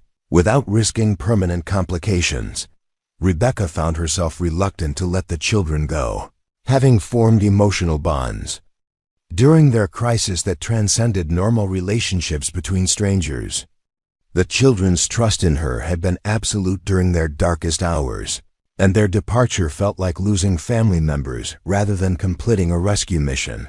Michael Harrison was among the last to be evacuated, his condition having stabilized enough to allow him to remain conscious and communicate during the helicopter flight. His final words to Rebecca reflected the maturity that had kept his group alive through impossible circumstances. "Thank you for not giving up on us. You saved our lives, but more than that, you gave us hope when we didn't think anyone cared enough to keep looking." As the final helicopter disappeared over the mountain peaks, carrying the last of the rescued children toward advanced medical care, Rebecca stood in the sudden silence of the ranch house and realized that her life had been permanently changed by the events of the past week. She was no longer a mail-order bride seeking a new beginning in unfamiliar territory. She had become someone whose courage and determination had proven equal to challenges that would define her character for the rest of her life. The news of the successful rescue spread through the Colorado mountain communities with the speed of wildfire, transforming Rebecca Thompson from an unknown mail order bride into a regional hero whose courage had captured the imagination of people throughout the state. Local television stations picked up the story first, followed by national news networks that recognized the human interest appeal of a woman who had risked everything to save children she had never met. The media attention was both overwhelming and uncomfortable for Rebecca, who had never sought publicity and struggled with the characterization of her actions as heroic rather than simply necessary. Reporters camped outside the ranch house for days, seeking interviews and photographs that could capture the dramatic elements of the rescue story for audiences hungry for positive news in an often dark world. Frank proved to be an invaluable ally in managing the media circus, using his decades of experience in the tight-knit mountain community to control access to the ranch while ensuring that the children's privacy was protected during their recovery. His gruff exterior concealed a protective instinct that extended to Rebecca, whom he had come to regard as family rather than the stranger she had been just a week earlier. The first visitors to reach the ranch were not reporters, but families of the rescued children, who made the treacherous journey from Denver as soon as road conditions permitted safe travel. Their arrival brought emotional reunions that tested Rebecca's composure as she witnessed the profound gratitude of parents who had accepted their children's deaths only to receive the miraculous news of their survival. Dr. Margaret Harrison, Michael's mother, was among the first to arrive, her professional composure as a pediatric nurse dissolving into tears when she saw the ranch house where her son's life had been saved. Her embrace of Rebecca was fierce and lasting, accompanied by words that would echo in Rebecca's memory for the rest of her life. "You gave me back my child. I can never repay that debt, but I'll spend the rest of my life trying." The reunion between David and Jessica Chun and their parents revealed the depth of sibling loyalty that had complicated the rescue efforts but also demonstrated the powerful bonds that had helped keep the children motivated during their ordeal. Jessica's father, Dr. James Chun, was a surgeon who understood exactly how close his daughter had come to losing her leg, or her life to the spreading infection that Rebecca and Frank had fought to control. Amanda and Tommy Rodriguez's parents, Maria and Carlos, brought their extended family, including grandparents, aunts, and cousins who had maintained vigil throughout the week-long crisis. Their gratitude was expressed not just in words, but in traditional Mexican cooking that filled the ranch house with aromas that reminded Rebecca of community and belonging in ways she had not experienced since childhood. Sarah and Kevin Mitchell's family represented the kind of tight-knit rural community that Rebecca was beginning to understand characterized the mountain region. Their father, Robert Mitchell, was a rancher himself who recognized the skill and courage required to navigate the dangerous terrain that had claimed so many lives over the years. His respect for Rebecca was evident in his offer to help with any needs she might have as she established her new life in Colorado. The mystery of Thomas Mitchell's disappearance was resolved when a search team found him 3 days after the children's rescue, alive but severely injured in a snow cave he had constructed when caught in the same storm that had stranded the children. His decision to join the original search effort had indeed led him to the emergency cabin, but he had been forced to seek shelter himself when the weather deteriorated beyond safe travel conditions. Thomas's injuries included a broken leg and severe frostbite that required months of medical treatment and rehabilitation. But his survival completed the miraculous nature of the rescue story that had captivated regional and national attention. His first meeting with Rebecca took place in the Denver hospital where he was recovering. An encounter that was awkward and emotional as two people who had planned to marry as strangers tried to navigate a relationship that had been transformed by extraordinary circumstances. "I never imagined when I wrote those letters that I was inviting someone who would save children's lives," Thomas said during their first conversation, his voice reflecting both gratitude and uncertainty about their future relationship. "You're not the person I thought I was writing to, and I suspect I'm not the man you expected to meet either."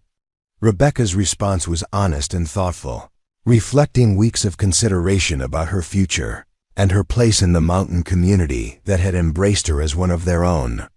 "You're right that we're not the same people who wrote those letters, but maybe that's not a bad thing. Maybe we can figure out who we actually are and see if that works better than our original plan."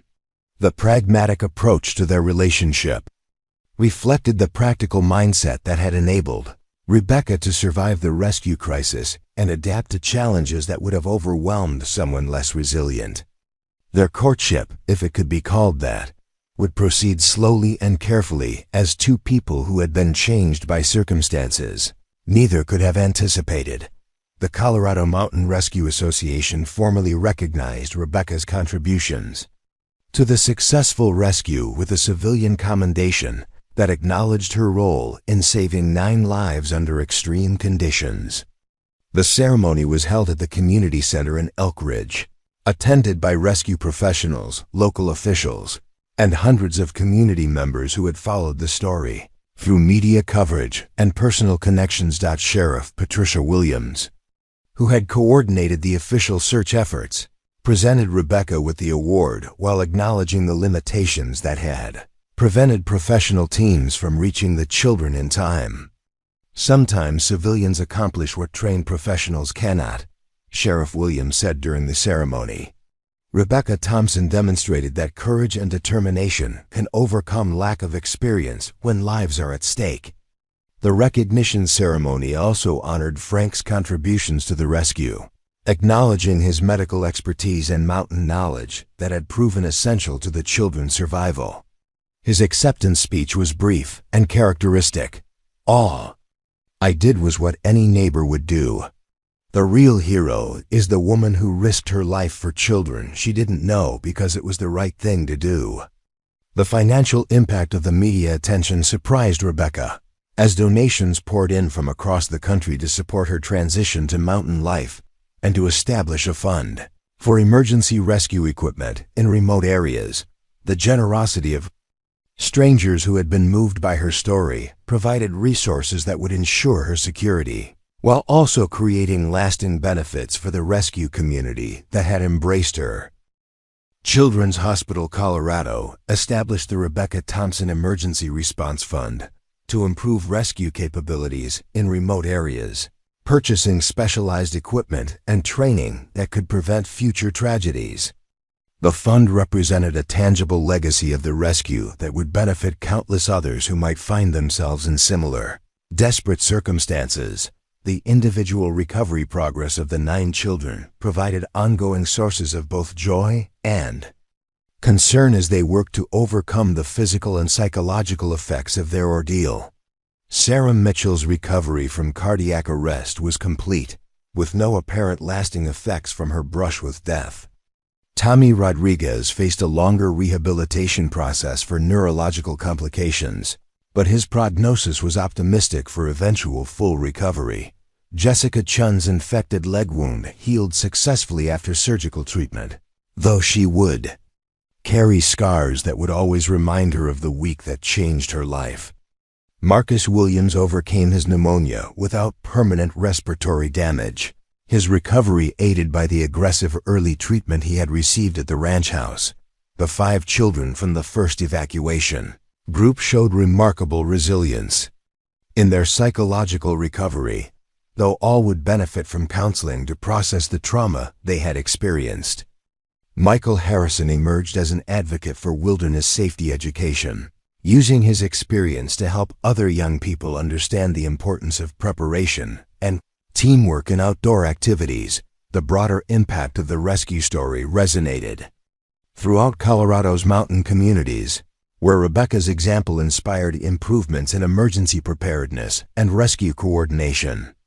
Her success in saving the children demonstrated that ordinary citizens could make extraordinary differences when equipped with basic knowledge and motivated by compassion for others. Rebecca's integration into the Elk Ridge community proceeded with surprising ease as neighbors who had followed her story through media coverage welcomed her as someone who had proven her commitment to their shared values of mutual support and responsibility. The mail-order bride who had arrived seeking a new beginning had instead found a calling that would define her role in the community for decades to come. Her relationship with Thomas Mitchell evolved into a genuine partnership based on mutual respect and shared experience rather than the artificial arrangements that had brought them together. Their eventual marriage would be founded on solid understanding of each other's character rather than the hopeful assumptions that characterized their original correspondence.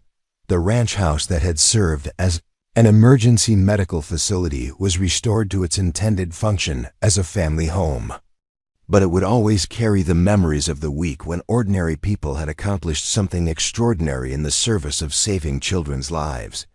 6 months after the rescue, Rebecca stood in the community center of Elk Ridge teaching her third wilderness first aid class to a group of local parents, teachers, and outdoor enthusiasts who had signed up to learn the skills that could save lives in emergency situations.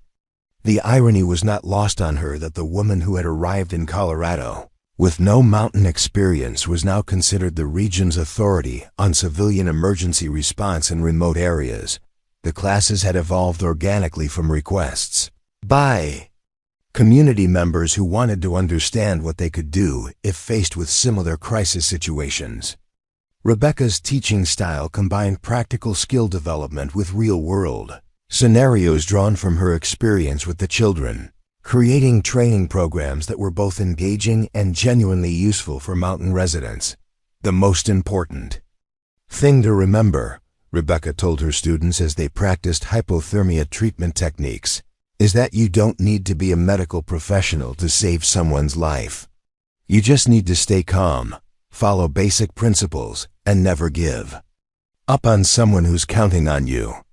Her students included Dr. Sarah Martinez, a family physician who had moved to the mountains for the lifestyle, but recognized the need for enhanced emergency skills in areas where professional help might be hours away. Dr. Martinez had become both a student and a collaborator, helping Rebecca develop medical protocols that were appropriate for civilian use while ensuring that the training met professional standards. Margaret Foster, a retired teacher who had lived in the mountains for 30 years, brought decades of experience working with children in crisis situations. Her insights into child psychology and group management proved invaluable as Rebecca developed programs specifically designed for situations involving young people who might panic or become uncooperative during emergencies. The most dedicated student was 18-year-old Michael Harrison, who had returned to Colorado after completing his senior year of high school with a maturity and sense of purpose that impressed everyone who knew his story. His first-hand experience as a survivor gave weight to his advocacy for emergency preparedness education, and his presence in the classes served as a powerful reminder of why these skills mattered. Michael brings credibility that I could never provide alone, Rebecca explained to Thomas during one of their evening conversations at the ranch. When he talks about keeping younger children calm during a crisis, people listen because they know he's actually done it. His voice carries more authority than mine ever could. Thomas's recovery from his injuries had been slower than expected, requiring multiple surgeries and months of physical therapy that had fundamentally changed his approach to ranch management and life planning. The experience of nearly dying in the mountains had given him a perspective on risk and responsibility that influenced every aspect of his relationship with Rebecca and their shared future. Their wedding had taken place in late spring, a small ceremony attended by the rescued children and their families, along with the close-knit community of neighbors and friends who had supported them through the challenging months of recovery and adjustment. The event was more celebration of survival and community than traditional romantic occasion, reflecting the practical foundation of their relationship. "We're not a conventional couple," Rebecca had said during her wedding vows, "but we've been tested by circumstances that most people never face. We know we can count on each other when it matters most, and that's a better foundation for marriage than romance alone." The ranch had been transformed from a bachelor operation into a working demonstration farm that showcased sustainable mountain agriculture while serving as a training center for emergency preparedness programs. Rebecca's vision combined Thomas's agricultural expertise with her newfound passion for community education, creating an enterprise that served multiple purposes while generating income sufficient to support their shared goals. The emergency shelter program that Rebecca developed became a model for other mountain communities seeking to improve their disaster preparedness capabilities. The initiative involved identifying and equipping remote cabins and shelters with supplies that could sustain stranded travelers until professional rescue teams could reach them, preventing tragedies like the one that had nearly claimed the 9 children. Federal grants and private donations funded the shelter network expansion, with Rebecca serving as coordinator and primary advocate for the program's implementation throughout Colorado's backcountry areas. Her role required travel to various mountain communities, speaking at public meetings and training local volunteers who would maintain the emergency facilities. The psychological counseling that Rebecca had initially resisted proved essential for processing the complex emotions associated with her transformation from unemployed factory worker to community leader and emergency response educator. Dr. Patricia Winters, a trauma specialist from Denver, provided guidance that helped Rebecca understand the significance of her experience while developing healthy coping mechanisms for the ongoing responsibility she felt for others. Safety. Survivor's responsibility is a real phenomenon, Dr. Winters explained during one of their sessions. When someone saves lives under extraordinary circumstances, they often feel permanently accountable for the welfare of those they rescued and others who might face similar situations. It's admirable but can become overwhelming without proper perspective. The counseling sessions helped Rebecca establish boundaries between her desire to help others and the need to maintain her own emotional health. The balance was delicate, requiring constant attention to ensure that her commitment to emergency preparedness education didn't become an obsession that consumed all other aspects of her life. The children's ongoing recovery provided both inspiration and concern as they navigated the long-term effects of their trauma while returning to normal teenage activities and concerns. Sarah Mitchell had become an advocate for outdoor safety education in her elementary school, sharing her experience with classmates while emphasizing the importance of preparation and adult supervision during wilderness activities. Tommy Rodriguez's neurological recovery exceeded medical expectations, though he continued to experience occasional memory issues that served as reminders of how close he had come to permanent brain damage. His resilience impressed doctors and inspired other children facing similar medical challenges, making him an unofficial spokesperson for pediatric trauma recovery. Jessica Chun had channeled her experience into academic pursuits, developing an interest in emergency medicine that led to her participation in Rebecca's first aid classes despite her young age. Her goal of becoming a trauma surgeon was directly inspired by the medical care she had received during the rescue, creating a career trajectory that might eventually return her to the mountain communities where her life had been saved. Marcus Williams struggled more than the others with long-term psychological effects, experiencing anxiety and panic attacks that required ongoing therapy and medication management. His challenges highlighted the reality that not all trauma survivors recover at the same pace or to the same degree, requiring individualized support that acknowledged different coping capabilities. The relationship between Rebecca and the children had evolved into something resembling an extended family structure, with regular communication and visits that maintained the bonds formed during their shared crisis. Their parents had come to regard Rebecca as an honorary aunt whose role in their children's lives extended far beyond the rescue itself. Holiday gatherings at the ranch became annual, traditions that brought together all 9 families, creating a community of support that transcended the original emergency circumstances. The events served multiple purposes, celebrating the children's continued recovery, maintaining connections between families who might otherwise have drifted apart, and providing opportunities for the children to process their shared experience. With others who truly understood what they had endured, Rebecca's role as hostess for these gatherings satisfied her maternal instincts while allowing her to monitor the children's ongoing development and adjustment. The responsibility was both rewarding and emotionally demanding, requiring her to balance celebration of their survival with acknowledgement of the trauma that had brought them together. The media attention that had initially felt overwhelming gradually decreased as other stories captured public interest. But Rebecca's reputation as an expert in civilian emergency response continued to generate speaking requests and consulting opportunities throughout the Mountain West. Her presentations at emergency preparedness conferences and training seminars helped spread the lessons learned from the children's rescue to communities facing similar challenges. The consulting work provided additional income that supported the ranch's educational programs while allowing Rebecca to influence emergency preparedness policies at state and regional levels. Her testimony before legislative committees helped secure funding for rural rescue training programs and emergency shelter networks that could prevent future tragedies. Frank's role in Rebecca's new life had evolved into something resembling a father figure, providing guidance and support as she navigated challenges that ranged from ranch management to public speaking.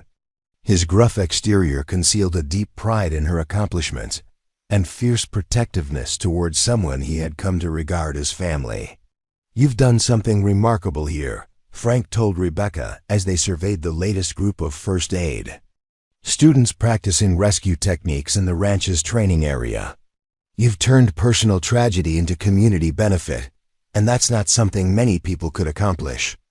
The observation reflected the broader transformation that had occurred not just in Rebecca's life, but in the entire region's approach to emergency preparedness and community responsibility. Her example had inspired others to develop skills and take on responsibilities that could make the difference between life and death when professional help was not immediately available.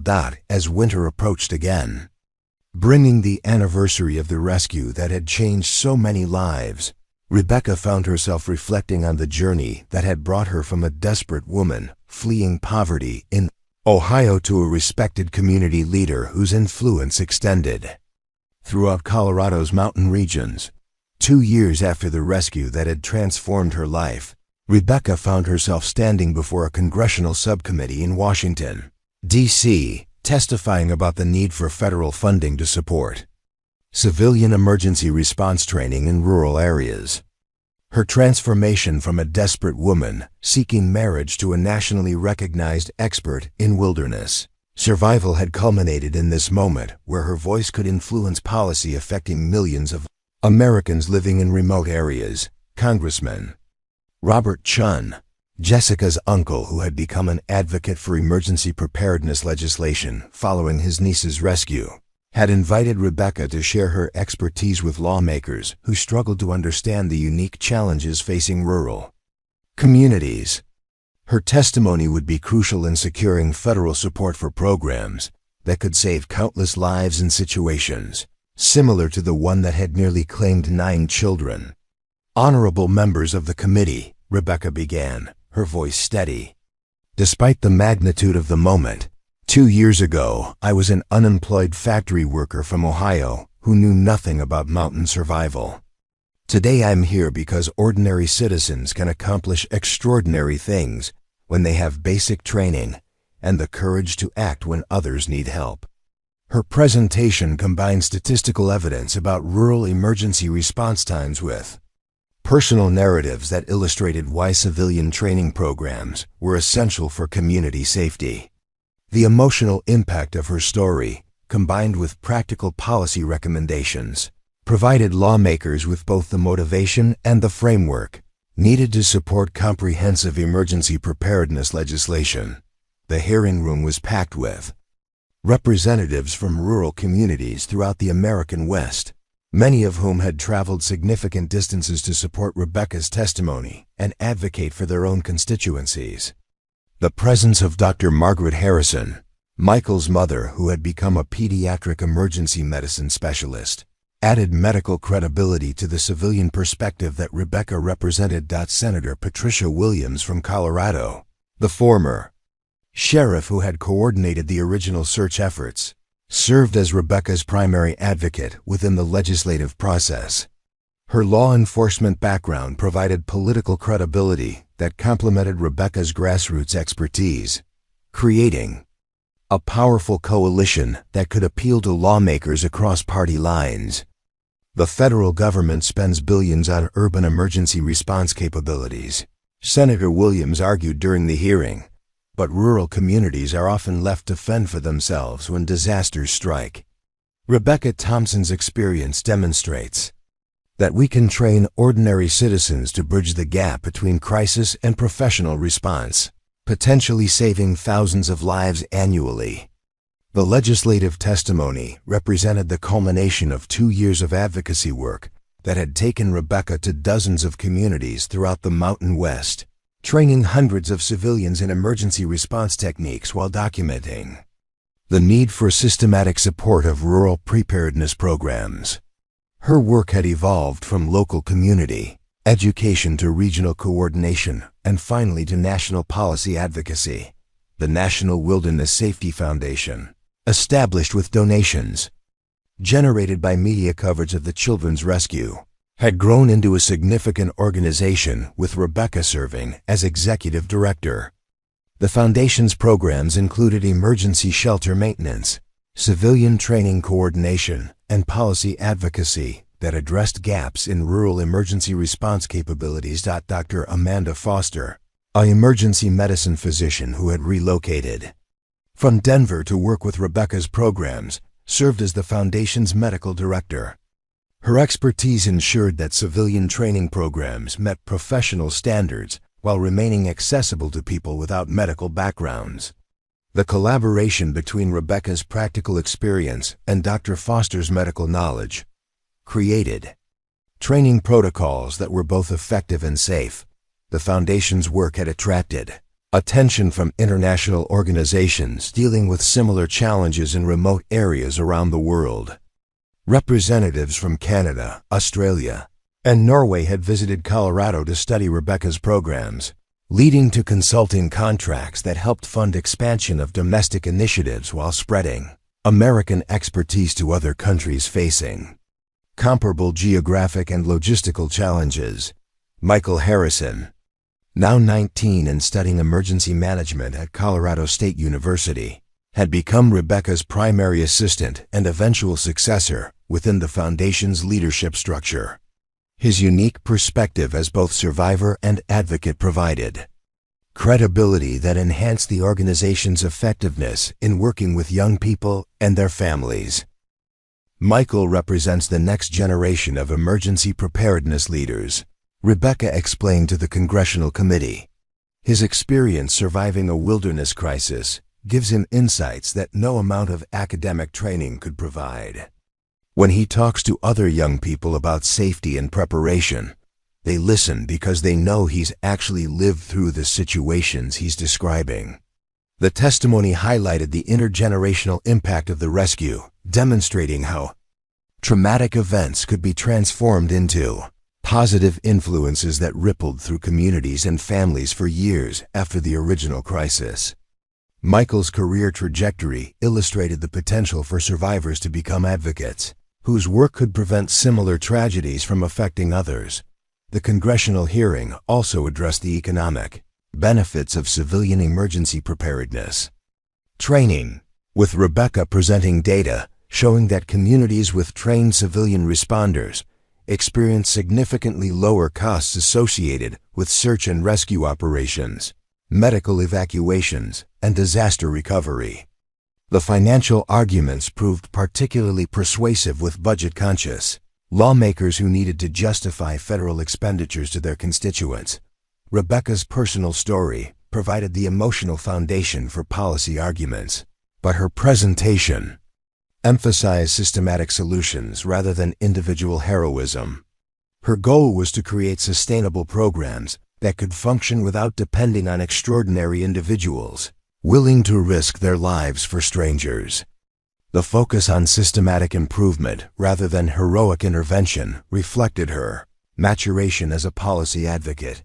The children whose rescue had initiated Rebecca's transformation had all progressed significantly in their recovery and development, with several becoming advocates for wilderness safety in their own communities. Jessica Chun, now 16, had established a wilderness safety club at her high school that trained students in basic emergency response techniques, while organizing educational camping trips that emphasized proper preparation and risk management. Tommy Rodriguez had overcome most of his neurological complications and had developed into a talented athlete, whose experience with near death had given him a perspective on competition and achievement that impressed coaches and teammates. His story of survival and recovery inspired other young people facing medical challenges, making him an unofficial spokesperson for pediatric trauma recovery. Sarah Mitchell had channeled her experience into academic pursuits, developing an interest in child psychology that was directly inspired by her observations of how different children had coped with their shared trauma. Her goal of becoming a therapist specializing in childhood trauma represented another example of how the rescue experience had influenced career choices and life trajectories. The broader impact of Rebecca's work extended beyond emergency preparedness into community development and social cohesion in rural areas throughout the Mountain West. Her programs brought together neighbors who might otherwise have limited contact, creating social networks that strengthen communities while enhancing their emergency response capabilities. The training programs had identified and developed leadership capabilities in dozens of rural residents who had emerged as local coordinators and advocates for emergency preparedness. These individuals formed a network of civilian experts who could respond to regional emergencies while maintaining their primary careers and community responsibilities. Rebecca's marriage to Thomas had evolved into a genuine partnership based on mutual respect and shared commitment to community service rather than the my way romantic ideal that had originally motivated their correspondence.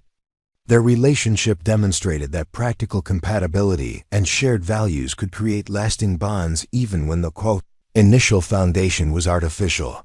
The ranch had become a regional center for emergency preparedness education, hosting training programs that attracted participants from throughout the Mountain West while serving as a model for sustainable rural development. The combination of agricultural production, educational services, and policy advocacy created a diversified enterprise that supported both their family and their community mission. Thomas's role had evolved from ranch owner to program coordinator, using his knowledge of mountain conditions and local networks to support Rebecca's educational initiatives, while managing the practical aspects of their expanding operation. His recovery from his injuries had been complete, but the experience had fundamentally changed his priorities and approach to life planning.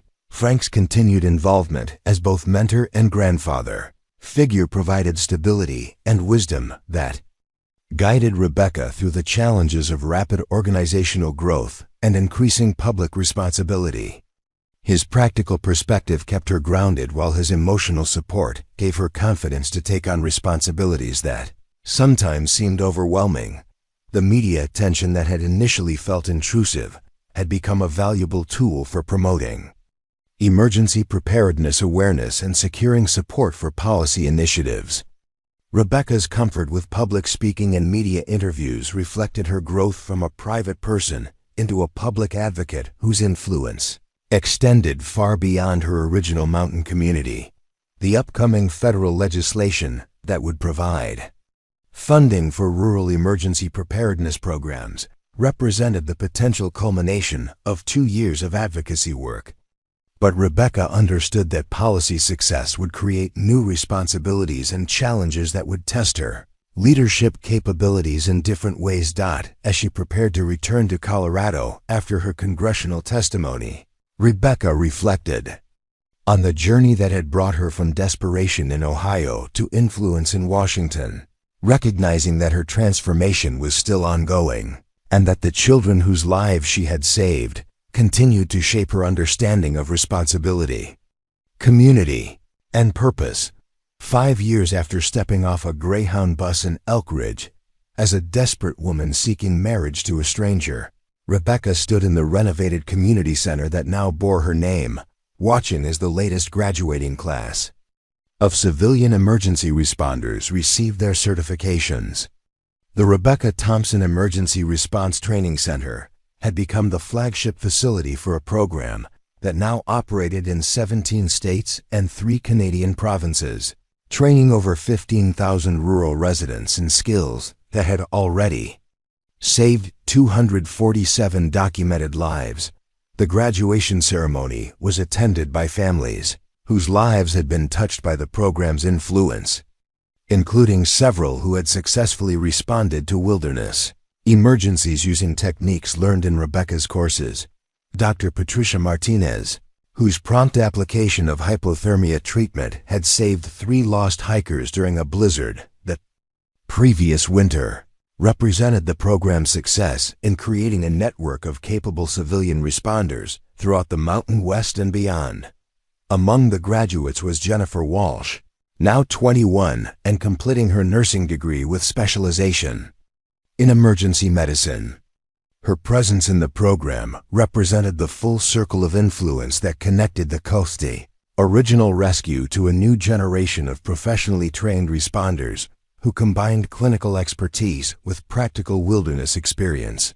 Jennifer's journey from terrified 14-year-old survivor to confident medical professional embodied the transformative power of trauma when channeled toward helping others. "When I was 14 and trapped in that cabin," Jennifer said during her graduation speech, her voice carrying the authority of someone who had faced death and chosen to dedicate her life to preventing others from experiencing similar terror. "I thought survival was about enduring until someone else could save us. Now I understand that survival is about developing the knowledge and courage to save ourselves and others when professional help isn't available." Rebecca didn't just save our lives that week. She taught us that we could save lives too. Her words reflected the philosophical evolution that had occurred within the emergency preparedness community, shifting from dependence on professional rescue services to empowerment of ordinary citizens who could bridge the gap between crisis and professional response. The change represented more than practical training. It embodied a fundamental alteration in how rural communities approached responsibility for their own safety and welfare. Michael Harrison had returned from completing his master's degree in emergency management at George Washington University, bringing federal internship experience and policy expertise that positioned him to assume leadership of the foundation. As Rebecca gradually transitioned toward a more advisory role. At 21, his appointment as executive director represented both continuity of mission and evolution toward new challenges facing rural emergency preparedness in an era of climate change and increasing extreme weather events. "Rebecca saved our lives when we were children," Michael announced during the ceremony, his presence commanding respect from an audience that included governors, federal officials, and international observers. "But more importantly," she taught us that ordinary people can do extraordinary things when they have the right knowledge and the courage to act. That lesson has shaped everything I've done since, and it will guide this organization as we expand our mission to serve communities facing new challenges from hurricanes, wildfires, and flooding that threaten millions of Americans annually. The federal legislation that Rebecca had advocated for had passed with overwhelming bipartisan support, providing $500 million in sustained funding for rural emergency preparedness programs while establishing national standards for civilian training protocols. The success represented validation of grassroots advocacy and demonstration that individual experience could influence policy at the highest levels of government. The Rebecca Thompson Rural Emergency Preparedness Act had become a model for evidence-based legislation that combined personal narrative with systematic policy solutions. Dr. Sarah Chun, Jessica's older sister who had completed medical school and chosen emergency medicine as her specialty, had joined the program as chief medical officer after completing a residency at Denver General Hospital. Her appointment brought professional medical expertise while maintaining the personal connection to the rescue experience that gave the program its emotional foundation and credibility with rural communities. Her research on civilian emergency response effectiveness had been published in the New England Journal of Medicine, providing academic validation for community-based emergency preparedness approaches. The impact of the program extended far beyond the original mountain communities where it had begun. Coastal regions in the Carolinas adapted the protocols for hurricane and marine emergencies. Desert communities throughout Arizona and Nevada modified them for heat-related crises, and northern states from Maine to Alaska implemented versions designed for extreme cold conditions. The fundamental principles of civilian emergency response proved applicable across diverse geographic and climatic challenges, with adaptation protocols developed for urban, suburban, and wilderness environments. International recognition had led to program implementation in rural areas of Canada, Australia, New Zealand, and Norway, where similar geographic isolation created challenges comparable to those found in the American Mountain West. The United Nations had designated Rebecca's organization as a consulting entity for rural emergency preparedness in developing countries, leading to pilot programs in regions of Africa, South America, and Asia where remote communities faced comparable survival challenges. Rebecca's role had evolved from hands-on training coordinator to strategic planner and international spokesperson, a transition that reflected both the program's growth and her own development as a leader whose influence extended far beyond her original expertise. Her speaking schedule included the World Economic Forum, NATO Emergency Preparedness Conferences, and United Nations humanitarian summits, where her experience informed discussions about community resilience and civilian emergency preparedness. In an era of increasing natural disasters, the transformation of the original ranch into the National Emergency Preparedness Institute represented the physical manifestation of how completely Rebecca's life had changed. The 2,000-acre facility hosted training programs, research initiatives, and policy conferences that attracted participants from 6 continents, establishing Colorado as the global center for civilian emergency response innovation. The Institute's annual budget exceeded $25 million, supporting programs that ranged from basic community training to doctoral research in emergency preparedness. Psychology. Thomas's role as facilities director and program coordinator utilized his knowledge of mountain conditions and practical engineering skills while supporting Rebecca's leadership without competing for public attention. Their marriage had grown into a partnership that balanced public service with private satisfaction, demonstrating that relationships built on shared purpose could thrive even under the pressures of significant public responsibility. They had adopted 2 children whose parents had died in wilderness accidents, creating a family that honored both their commitment to emergency preparedness and their desire for domestic happiness.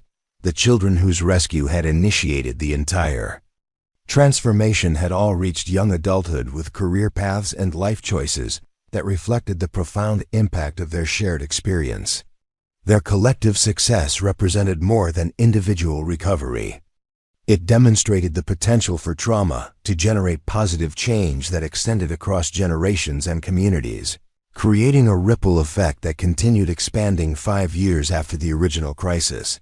Tommy Rodriguez had become a flight paramedic specializing in wilderness emergency medicine, combining his personal experience with professional training to serve rural communities throughout the Mountain West. His career choice represented the direct conversion of survival experience into professional capability that could help others facing similar crises.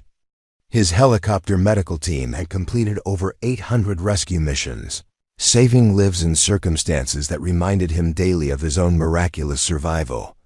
Sarah Mitchell had pursued psychology with focus on childhood trauma recovery, establishing a practice that served families dealing with wilderness accidents and survival situations.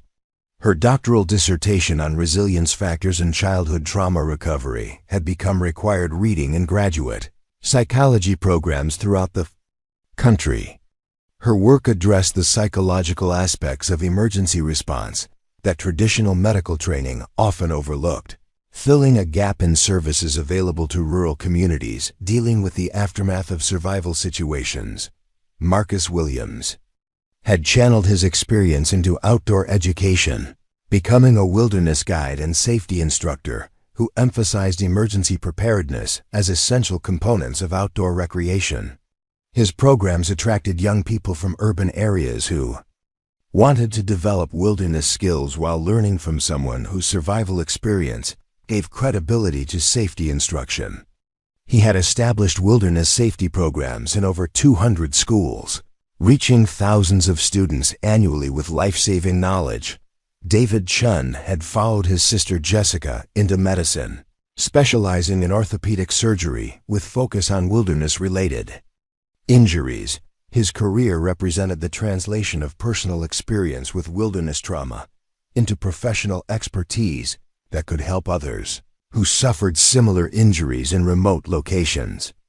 His research on emergency field treatment of fractures had revolutionized wilderness medicine protocols, saving limbs and lives in situations where traditional medical response was unavailable. Jessica Chun had become an emergency room physician at Denver General Hospital while completing advanced training in wilderness medicine. Her experience as both patient and medical professional provided unique insights into trauma treatment that enhanced her effectiveness with wilderness accident victims.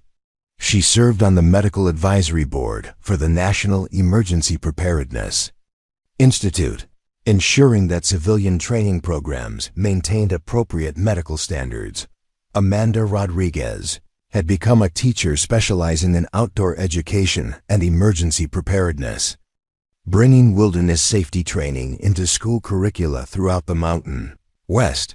Her work ensured that future generations would be better prepared for wilderness emergencies while understanding the importance of preparation and caution in outdoor activities. Her curriculum had been adopted by over 500 school districts, making emergency preparedness education a standard component of public education in rural areas. Kevin Mitchell had pursued engineering with focus on emergency shelter design and wilderness infrastructure, developing improved emergency shelters and communication systems for remote areas. His technical innovations addressed practical challenges that emerged from his personal experience of depending on basic emergency facilities for survival. His company, Mitchell Emergency Systems, had contracts with national parks, forest services, and emergency management agencies throughout North America. The annual reunion of the rescue families had evolved into the International Conference on Rural Emergency Preparedness, attracting over 5,000 participants from around the world. The event combined celebration of the children's continued success with education about current challenges and innovations in civilian emergency response. The conference generated millions of dollars in economic impact for Colorado, while advancing emergency preparedness knowledge that benefited communities globally. Frank's continued presence as advisor and honorary grandfather to the extended rescue family provided continuity and wisdom that grounded the organization's rapid growth in practical experience and common sense. At 82, his influence ensured that expansion never lost connection to the fundamental values of community responsibility and mutual aid that had motivated the original rescue. His memoir, Mountain Wisdom: Lessons from a Lifetime of Rural Emergency Response, had become a bestseller that inspired a new generation of emergency preparedness advocates. The economic impact of the emergency preparedness programs extended beyond their direct safety benefits to include tourism promotion, economic development, and community building that strengthened rural areas throughout the participating regions. Communities with trained civilian responders experienced increased confidence in outdoor recreation promotion, leading to economic benefits that supported the program's continued expansion.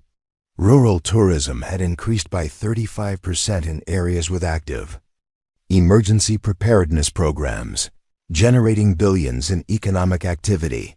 Rebecca's personal transformation from desperate mail-order bride to internationally recognized leader represented more than individual success. It demonstrated the potential for ordinary people to create extraordinary change when circumstances revealed hidden capabilities and motivated sustained commitment to serving others. Her autobiography, From Desperation to Determination: How 9 Children Changed My Life and Thousands of Others, had spent 18 months on bestseller lists while generating millions in royalties that supported program expansion. The legacy of the 9 children's rescue extended far beyond their individual survival to encompass systemic improvements in rural emergency preparedness, policy changes that supported community resilience, and cultural shifts that emphasized civilian responsibility for mutual aid and emergency response. The ripple effects continued expanding 5 years after the original crisis, touching hundreds of thousands of lives and thousands of communities throughout North America and beyond. As Rebecca looked out over the graduation ceremony attendees, she reflected on the journey that had brought her from desperation in an Ohio factory town to leadership of an international movement that empowered ordinary citizens to save lives in extraordinary circumstances. The mail-order bride who had sought security through marriage to a stranger had instead found purpose through service to a community that had become her chosen family, creating impact that extended far beyond anything she could have imagined. During those desperate days when her greatest hope was simply finding a place to belong, the woman who had once believed her life held no significance beyond survival had discovered that individual courage, when combined with community support and systematic training, could create lasting change that honored both those who were saved and those who chose to dedicate their lives to saving others.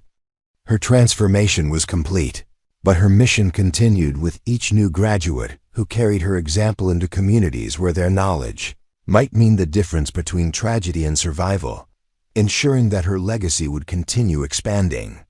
For generations to come, the circle that had begun with 9 children trapped in a buried cabin had expanded to encompass thousands of trained civilians, hundreds of communities, and an international policy framework that recognized the essential role of ordinary citizens in protecting their neighbors when professional help was beyond reach.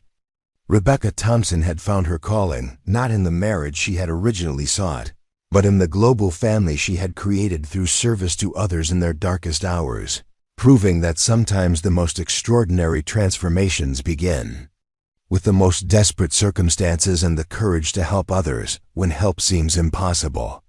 Up next, you've got 2 more standout stories right on your screen. If this one hit the mark, you won't want to pass these up. Just click and check them out. And don't forget to like, subscribe, and turn on the notification bell so you don't miss any upload from us.